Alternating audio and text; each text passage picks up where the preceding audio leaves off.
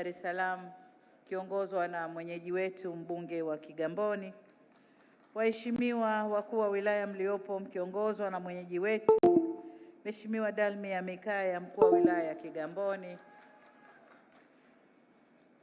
mkurugenzi mkuu wa Tafiko mlioko nasi, wakuu wa taasisi za serikali na sekta binafsi mlioko pamoja nasi, wakuu wa taasisi za kimataifa, nishawasema viongozi wa vyama vya siasa, uongozi na wanafunzi wa Mwalimu Nyerere Academy.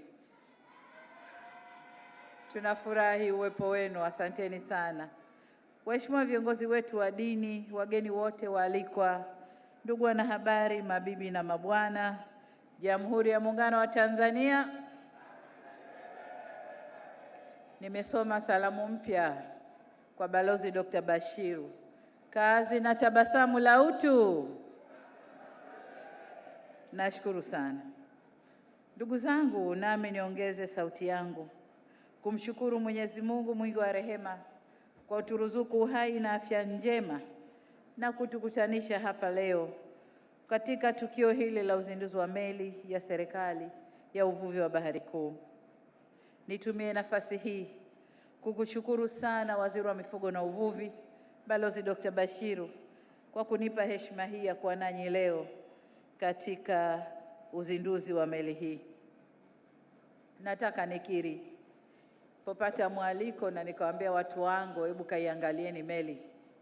Wakanambia, Mheshimiwa Rais, wala sio meli ya hadhi yako, ni kijimeli kidogo tu hivi. Nikasema mwambieni waziri afanye mwenyewe hiyo kazi. Lakini nilipokutana na waziri akanambia, ndio meli ni ndogo lakini mambo yake ni makubwa, naomba sana uje. Na leo nimekuja. Hongereni sana. Aidha, niwapongeze Wizara ya Uvuvi, Mifugo na Uvuvi, Tafiko na taasisi zake pamoja na wadau wote walioshiriki katika kufanikisha jambo hili. Tunawashukuru Chuo cha Mwalimu Nyerere Academy kwa kutukaribisha kwenye maeneo yenu. Na nataka niwaambie, maelezo ya mkuu wa mkoa nimeyasikia. Mkuu wa mkoa huwa hamalizii kuomba, anasema maendeleo mpaka yalipofikia. Mwenyewe unafahamu kwamba bado kuna kitu kinasubiriwa au kuna kitu hakijatimia. Mkuu wa mkoa, nimekuelewa vizuri. Lakini washukuru pia wananchi wa Kigamboni kwa kuhudhuria kwa wingi namna hii.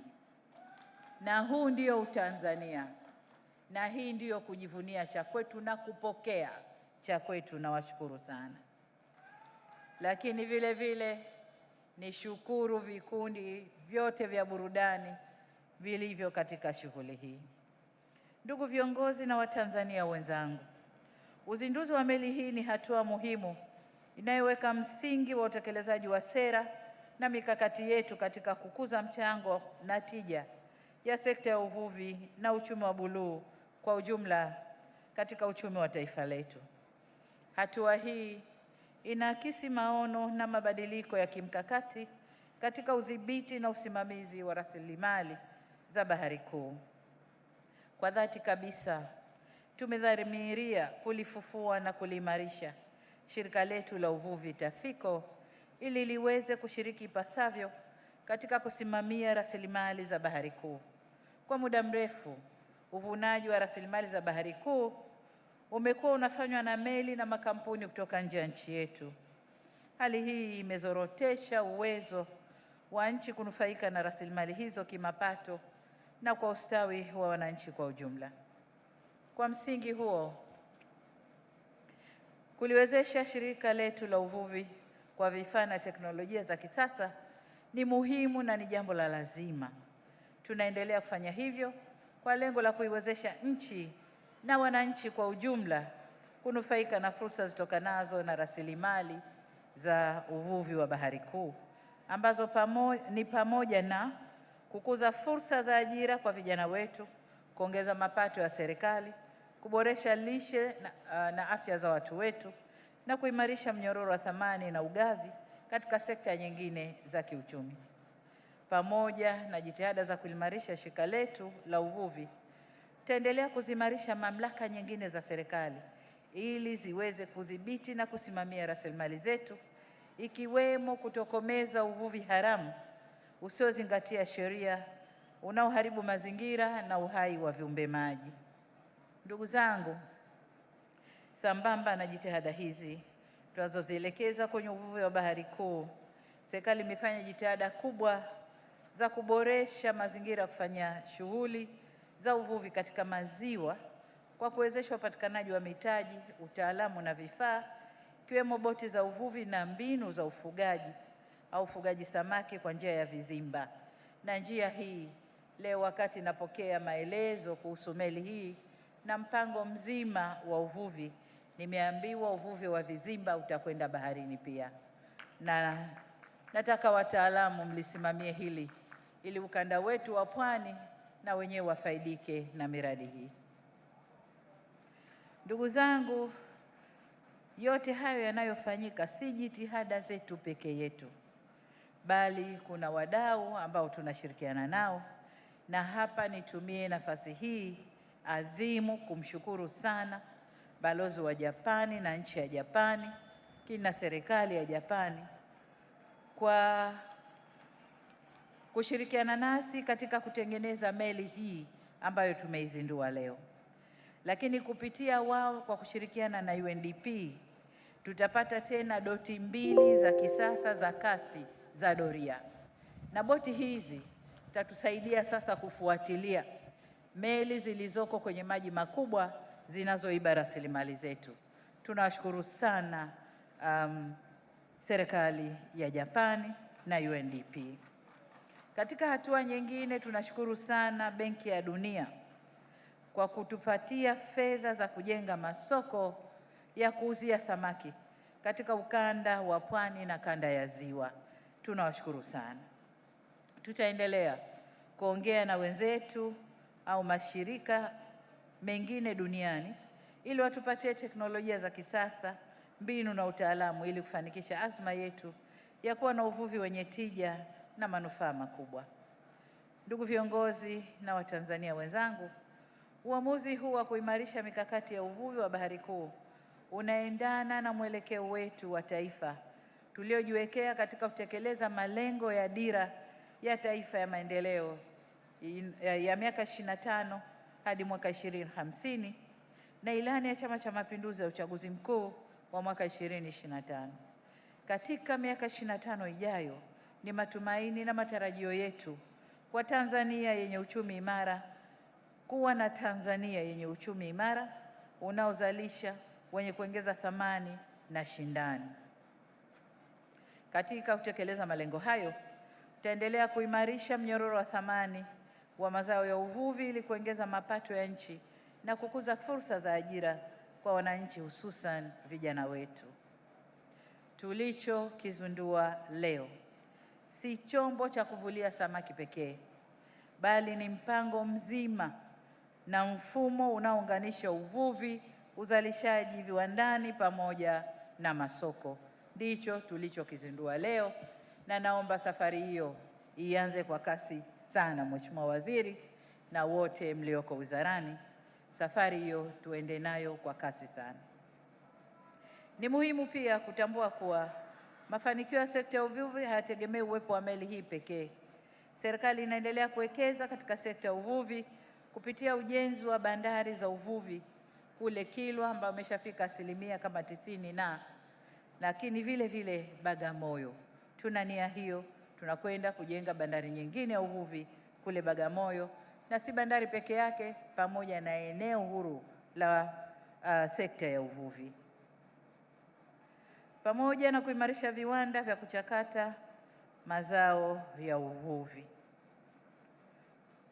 Ndugu zangu, hatua hizi zinalenga kupanua uzalishaji wa fursa za kiuchumi, ajira kwa wananchi, pamoja na kuimarisha usalama wa chakula, kwa sababu mazao ya baharini ni lishe na ni lishe muhimu sana. Aidha, hatua zinazoendelea za ununuzi wa meli nyingine 4 za uvuvi pamoja na meli ya mafunzo ya utafiti kama waziri alivyosema hapa, na tutafanya hivyo ili kujenga uwezo wa taifa kushiriki kikamilifu katika uvuvi wa Bahari Kuu. Sambamba na hilo, Tutaimarisha mafunzo na tafiti za kitaalamu pamoja na mifumo na taasisi za usimamizi wa sekta hii ili kuhakikisha rasilimali za bahari na maziwa zinasimamiwa kwa ufanisi na kwa kuzingatia misingi endelevu. Tunaanzisha mwendo huu uwe endelevu na si mwendo wa muda fulani halafu malizike. Tarehe 8 Januari mwaka huu nilizindua jengo la taaluma na utawala la Taasisi ya Sayansi za Bahari ya Chuo Kikuu cha Dar es Salaam kule Buyu, Zanzibar. Uwekezaji huu ni mojawapo wa juhudi zinazolenga kuimarisha tafiti za bahari, kuendeleza rasilimali watu pamoja na kuongeza tija ya uzalishaji na ushindani wa sekta ya uvuvi katika uchumi wa buluu. Mambo haya ambayo tunayafanya na tunayoyapanga kuyafanya hayawezi kuwa endelevu endapo hatutakuwa na misingi ya amani, utulivu na usalama ndani ya nchi yetu, pamoja na mazingira mazuri ya biashara na uwekezaji. Kwa maana hiyo, tumeanza kufanya mapitio ya sera, tutafanya mapitio ya sheria, lakini pia kanuni zetu za uvuvi ndani ya nchi yetu. Serikali itaendelea kuimarisha na kuboresha mazingira ya biashara na uwekezaji ili kujenga uwezo wa wananchi wetu na sekta binafsi, pamoja na kuvutia wawekezaji kutoka nje ya nchi ili sekta hii itoe mchango unaostahiki katika uchumi na ustawi wetu. Vile vile nitoe wito hapa kwa Watanzania wenzangu kuendelea kulinda na kudumisha misingi hiyo ya amani na utulivu ili yote hayo tunayoyasema yapate kufanikiwa vizuri.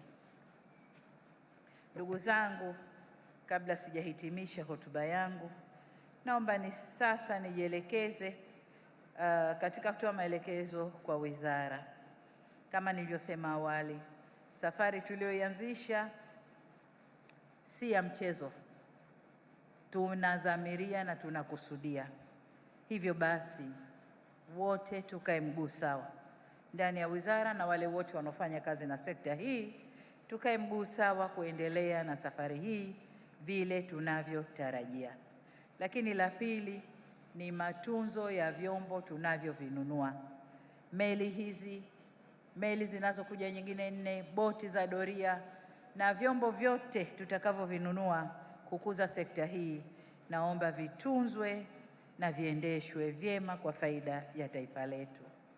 Lakini jengine, nafahamu kwamba wavuvi wadogo wadogo wanakabiliwa na changamoto mbalimbali zikiwemo upatikanaji wa mitaji na teknolojia, majengo na maeneo ya kuuzia bidhaa zao, masoko, na ilishasema kwamba serikali kwa kupitia World Bank tutaanza ujenzi wa masoko.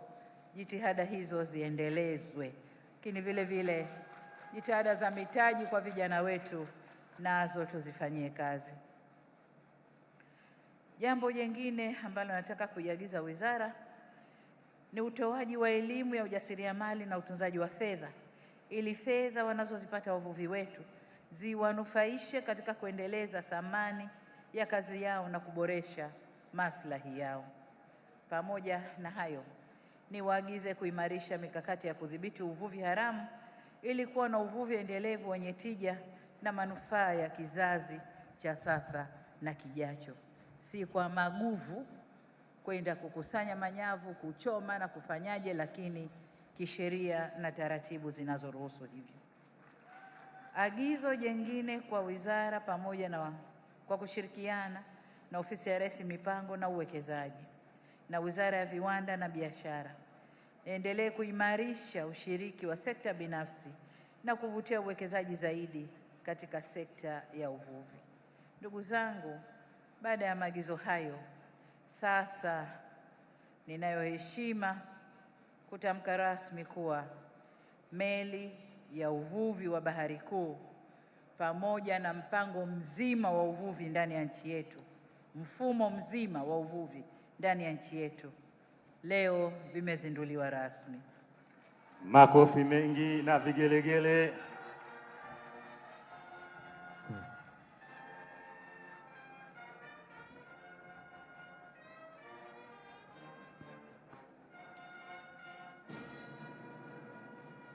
Nawashukuru sana. Tumwombe Mwenyezi Mungu aibariki nchi yetu Tanzania, na Mungu azibariki kazi tunazozifanya kulinda rasilimali zetu. Na asanteni sana kwa kunisikiliza. Jamhuri ya Muungano wa Tanzania. Jamhuri ya Muungano wa Tanzania. Kazi na utu.